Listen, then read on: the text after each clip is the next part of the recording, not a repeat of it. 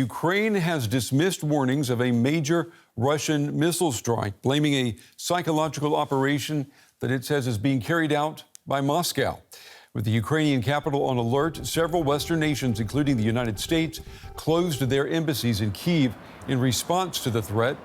A day earlier, Ukraine used U.S.-made missiles known as ATACMs for the first time to hit an ammunition depot inside Russia. The Kremlin says a new phase of the war has now begun, and it is vowing to respond accordingly. As well as allowing Ukraine to use the missiles, the Biden administration has also given Kyiv the go-ahead to use American landmines. The U.S. Defense Secretary Lloyd Austin says that is a positive step. They're fabricating their own anti-personnel landmines right now. The landmines that we would look to provide them would be landmines that are not persistent. You know, we can control when they would self-activate, self-detonate, and that makes it far more safer eventually than the things that they are creating on their own. All right, for more now, I want to pull in Domitilla Sagramoso. She's a senior lecturer in security and development at King's College in London. It's good to have you with us. If I could, I'd like to pick up on what the U.S. Defense Secretary said right there. What exactly does he mean when he talks about non-persistent landmines? Hello, very nice to be in your program. I think what is meant is that these landmines, they kind of self-destruct, or they have a short sort of lifespan because they lose the battery charge. And from what I've read, you know, they could be active between sort of from 4 hours to maybe 2 weeks. So they're not landmines that are active for long periods of time, and therefore they are a lot less dangerous. I mean, the question that arises in this respect is, you know, to what extent can they still be considered efficient? Because if they have this lifespan, then what you would expect is that the Russians might wait until this lifespan is over. So I think we need to find out a bit more about the technicalities. But what is clear is that if landmines are deployed, you know, they can help to limit to a certain extent also these Russian advances, especially in areas where they've been quite successful, as around the Donbass and potentially Zaporizhia. The Ottawa Treaty bans the use of the types of landmines that we're talking about. And we know that the United States and Russia, they're not signatories to this treaty. Ukraine is. So how will Ukraine justify using these landmines?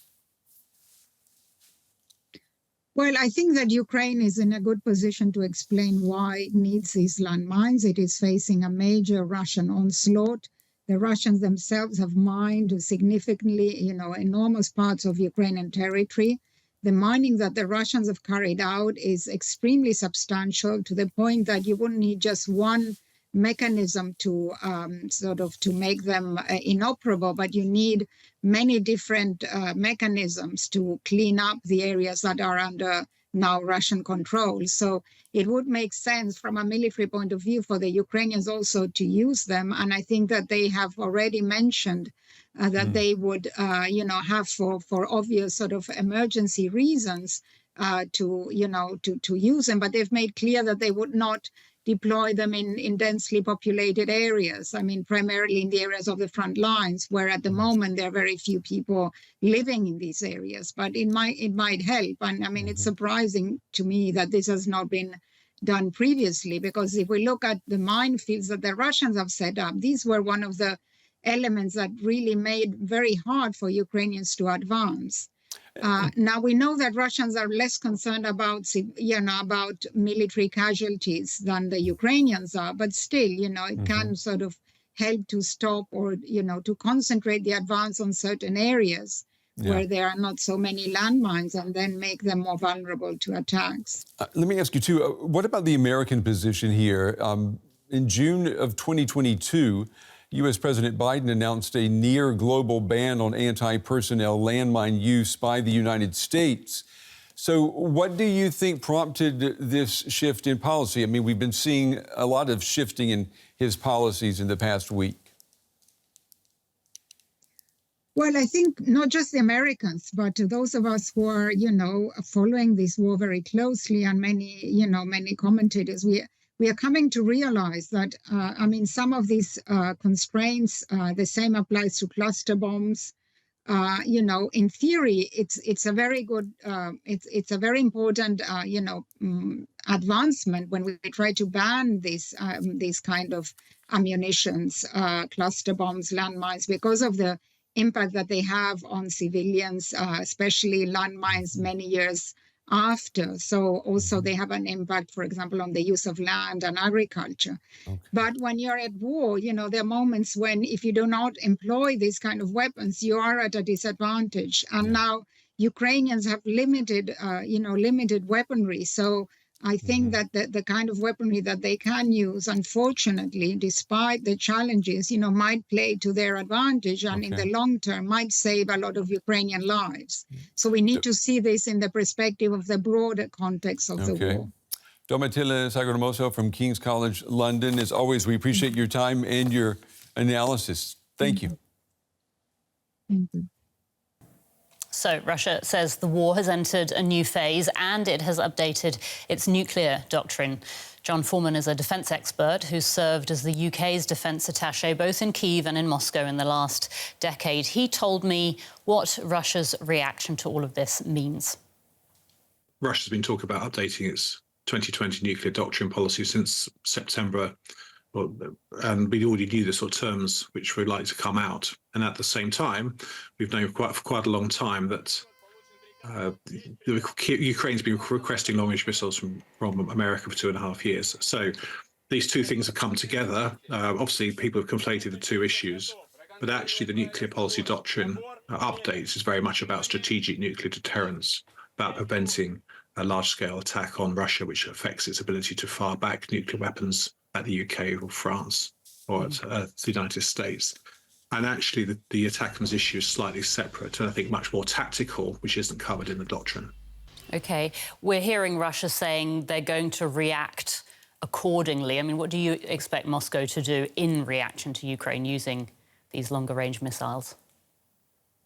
Yeah, I think there will be a reaction if we sort of separate the two issues slightly. I mean, Mr. Putin could react in certain ways. He could, for example, launch large-scale air attacks on Kyiv, which I saw your report about, leading to the closure of the American embassy, but he's been doing that for 2.5 years. He could escalate unconventionally or in a hybrid manner, perhaps by severing cables or conducting sabotage in Germany or conducting cyber attacks or assassinations. Again, he's been doing that for 2.5 years. Or he could escalate laterally, perhaps outside of Europe, with people mention Houthis or the Iranians or North Korea, or into Africa to try and show to the Americans in particular that these actions of providing missiles has a cost. Mm-hmm. In terms of nuclear weapons, I mean, what do you think would or could push Russia to ever actually pull the nuclear trigger? Well, I mean, unfortunately, the good thing about having these policy documents actually sets out Russian thinking. So it's updated its military threats. It's said that it would fire on warning of a large-scale aerospace assault against Russia, which, attackers' missiles doesn't matter, and also it would fire its nuclear weapons in response to a nuclear attack. I think in some ways those clarifications are important, but ultimately I'm not sure that the risk of to Mr. Putin of firing nuclear weapons would actually give him any reward. Certainly in this context, whether against NATO. Russia's been very clear he doesn't want to escalate the war from Ukraine to a wider war with NATO. And of course, firing nuclear weapons or using nuclear weapons inside Ukraine would risk support from China and India, and also risk another reaction for the Americans against the Russian army deployed inside Ukraine. Mm-hmm. We're hearing today that President Biden has agreed to provide Ukraine with anti-personnel landmines. Now, these are weapons that are banned by an international treaty. Ukraine has signed that treaty. So would Ukraine be breaking international law in this case?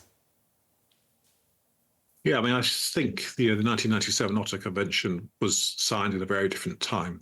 And actually, the aim of that convention was to reduce harm to civilians through the use of landmines.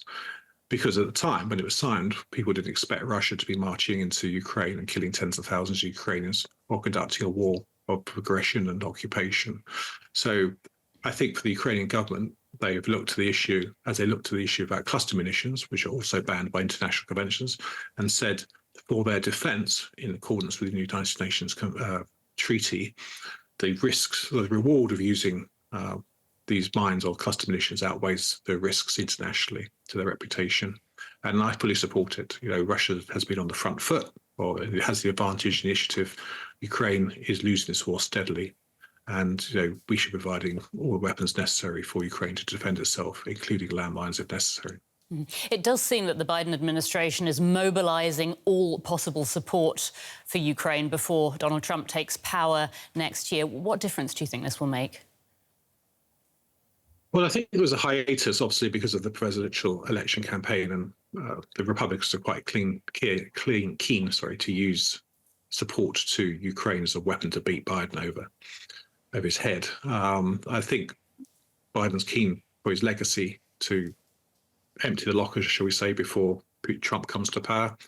He's also looked at the situation where the North Koreans being deployed into Russia to fight Ukraine in the Kursk pocket, and also the fact that Ukraine's on the back foot in Donbass. I think also providing weapons to Ukraine now changes the situation which Donald Trump will have to deal with when he comes to power. You know, obviously, we all know there's been talk about peace deals and peace treaties and settling, but you know, we should be providing. Biden wants to provide Ukraine with everything possible so that if Trump goes down that path, Ukraine is negotiating from a position of strength and not from weakness. John Foreman, defence expert, joining us from the UK. John, thank you so much for your time today. Thank you.